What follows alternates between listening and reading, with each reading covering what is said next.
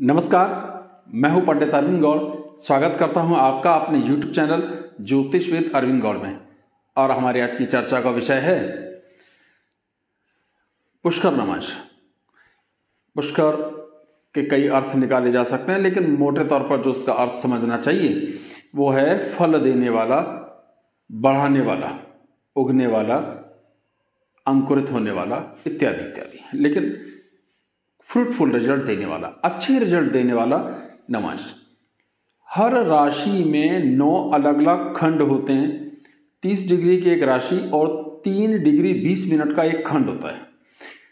तो इस तरह से उसके खंड बना लिए और कुल मिला के 9 राशि होती हैं। सारी बातें बहुत डिटेल में बताऊंगा, थोड़ा सा बोरिंग लगेगा, आखिर में इतना आसान कर दूंगा कि आपको कुछ भी दिक्कत हो ही नहीं सकती, ये मेरा दावा है। लेकिन पेशेंसफुली पहले 5-7 मिनट का वीडियो जरूर देख लें, क्योंकि जब तक आपको एक्चुअल और जेन्युइन बात पता नहीं चलेगी, आगे का जानने का कुछ फायदा नहीं होता। सारी राशियों को हमने मोटे तौर पर 4 अलग अलग तत्वों में बांटा हुआ है। अग्नि तत्व, इसमें कौन सी राशि आती है? मेष, सिंह और धनु। तो इन राशियों का 7वां नवांश और 9वां नवांश ही केवल पुष्कर नवांश गिना जाता है। फिर लेते हैं पृथ्वी तत्व की राशियां। इसमें वृषभ, कन्या और मकर, ये 3 राशियां आती हैं। इनका केवल 3रा और 5वां नवांश ही पुष्कर नवांश लिया जाता है। फिर एक और होती है जल तत्व। इसमें कर्क, वृश्चिक और मीन राशि आती है। इनका पहला और 3रा नवांश पुष्कर नवांश होता है। चौथी हमारी है वायु तत्व, मिथुन, तुला और कुंभ। इन राशियों में जो ग्रह हों और नवांश में अगर हो जाए तो नवांश के 6वें नवांश और 8वें नवांश में वो पुष्कर नवांश में आ जाते हैं। ये पूरा पिक्चर आप स्क्रीन पे भी देख पा रहे हैं। हो सकता है कुछ भी समझ ना आ रहा हो, लेकिन चिंता नहीं करें, पिक्चर क्लियर कर दूंगा। तो ये तो हुआ कि किस तत्व का कौन सी राशियां और उन राशियों का कौन कौन से नवांश, कौन से वा नवांश जो है ये होता है। अब क्या करते हैं, इसे समझने के लिए इस टेबल पे ध्यान दीजिए। जब हम मेष राशि के नवांश लिखेंगे तो पहला नवांश तो पहला यानी मेष का ही होगा, दूसरा वृषभ का, इसलिए 1 से लेकर 9 तक एज इट इज आ जाएंगे। वृषभ राशि में पहला नवांश 10 से शुरू होगा। 10 से लेकर गिनती आप लिखते चले जाइए, 10, 11, 12 और 12 के बाद फिर से 1। उसके बाद मिथुन में तुला से शुरू होगा, फिर 1 से, यानी ये गिनतियां लिखी हैं। अगर आप ध्यान से देखोगे कितना आसान तरीका है कि 1 से लेकर 9 तक, उसके बाद आगे 12, 12 का फिर ये पूरा जब हम कर्क तक लिख देते हैं तो ये वापस से 12 आ जाता है, यानी 1 से शुरू करके 12। अब रिपीट हो जाता है। जैसे कर्क के बाद जब सिंह आएगा तो सेम पैटर्न होगा जो मेष का है, उसके बाद सेम पैटर्न होगा जो कन्या का है, फिर सेम पैटर्न तुला का। ये पूरा स्क्रीन पर आपके पास है।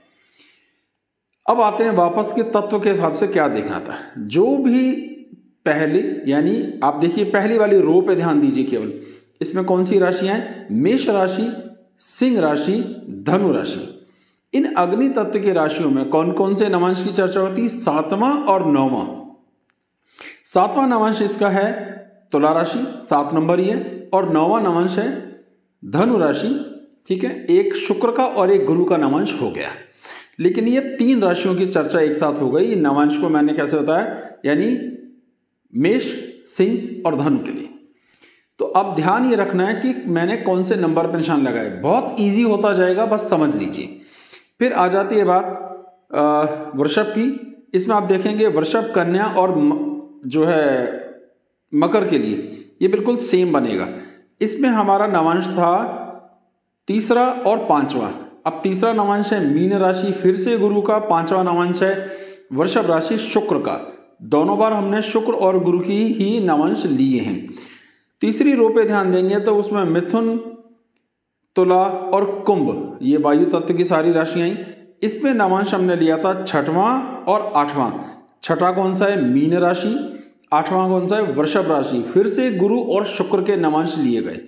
अब चौथी रो पे अगर आप ध्यान देंगे, जिसमें कर्क, वृश्चिक और मीन है, इसमें पहला नवांश और 3रा नवांश लिया गया है। पहला है चंद्र का और 3रा है बुध का। इस हिसाब से आपने यहां ध्यान देखा, मैंने इन सबको सर्किल डाल दिया है। तो या तो शुक्र के नवांश आए हैं, या गुरु के आए हैं, या चंद्र के और आपके बुध के। कितने कितने किसके आए, इस टेबल को आप हटा देते हैं।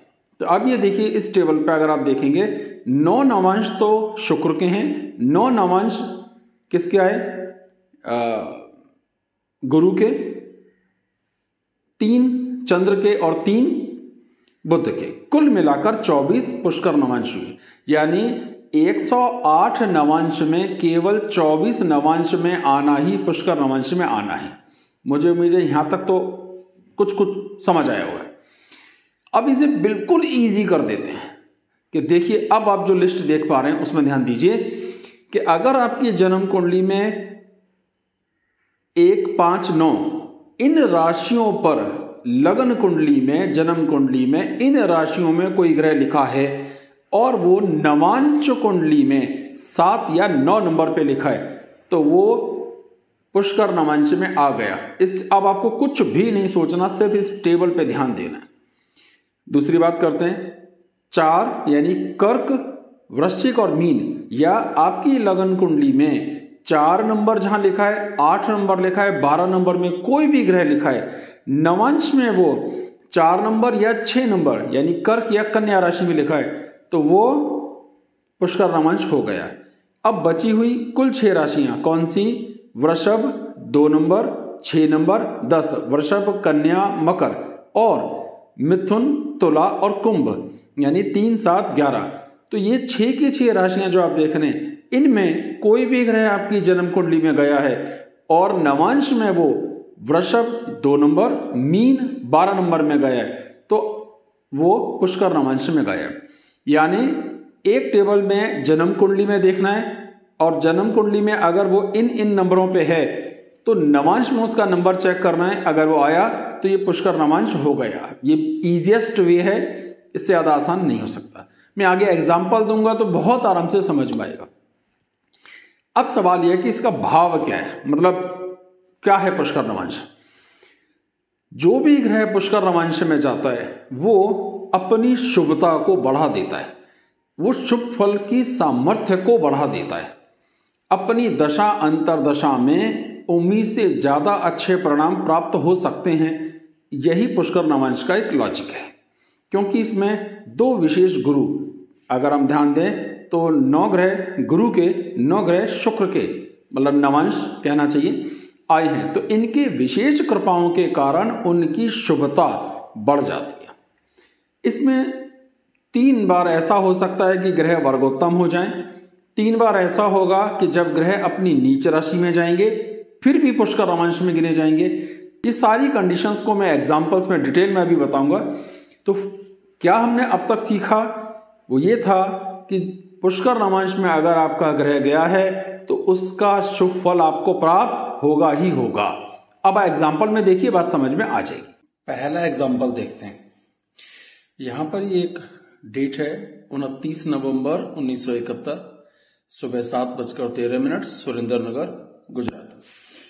अब क्या सिचुएशन है इसकी, वृश्चिक लगन की कुंडली है और इसमें मंगल और शनि। देखिए मंगल कहाँ है, मैंने लाल रंग से क्यों लिखा, जिससे आपको समझने के लिए बिल्कुल आसानी हो कि कौन से 2 ग्रह इसमें पुष्कर नवांश में गए हैं, उनको मैंने रेड पेन से लिखा है।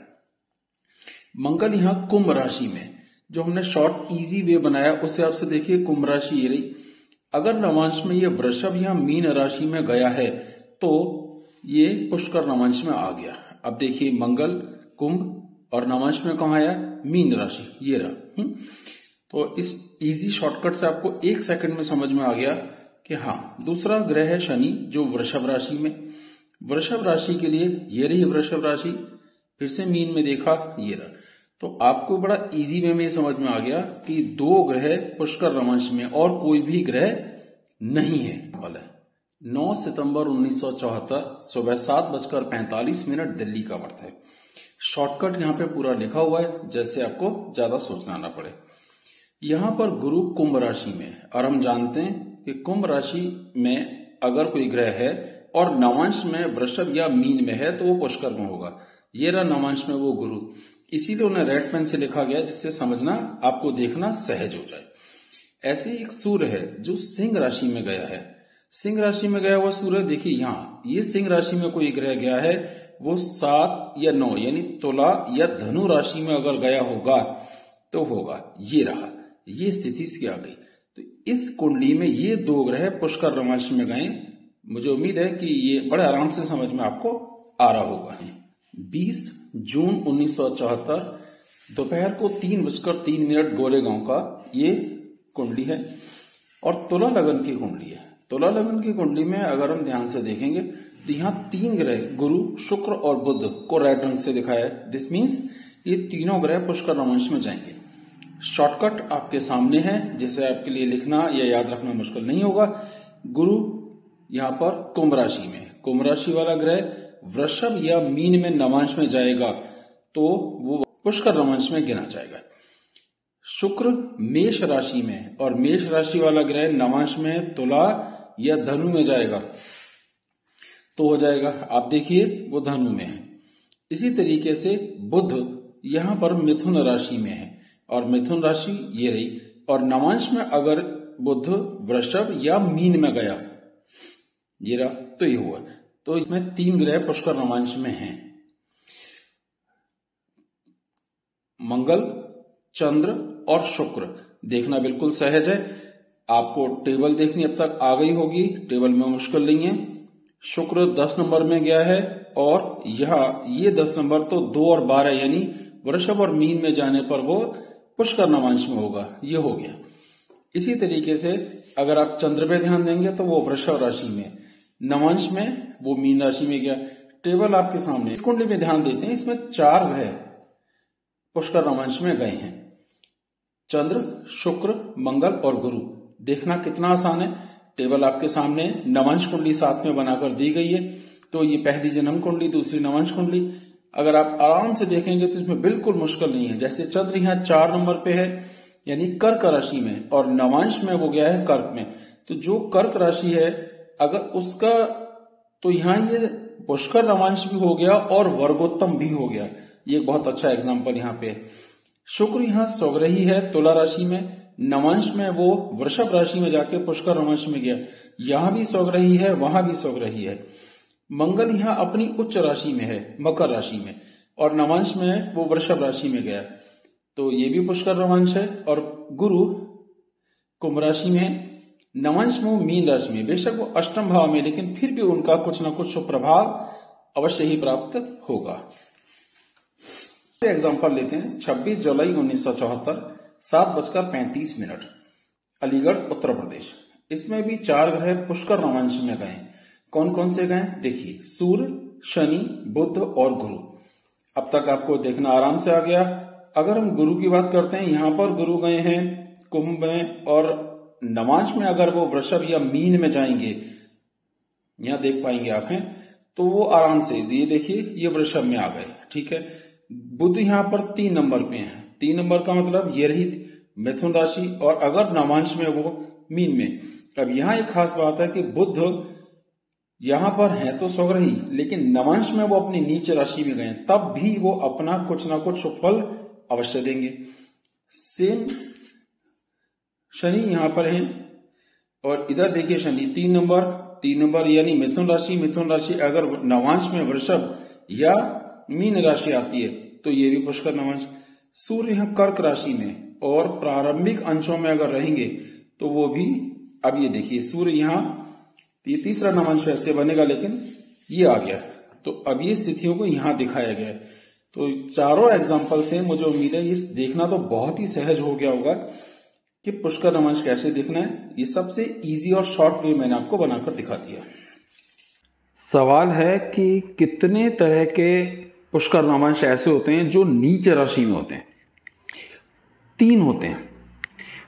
केवल 3 ही राशियों में संभव है कि वो ग्रह अपनी नीच राशि में चला जाए, जिसमें बुध, सूर्य और शुक्र अपनी नीच राशि यानी नीच राशि में होने के बाद भी पुष्कर नवांश में होते हैं।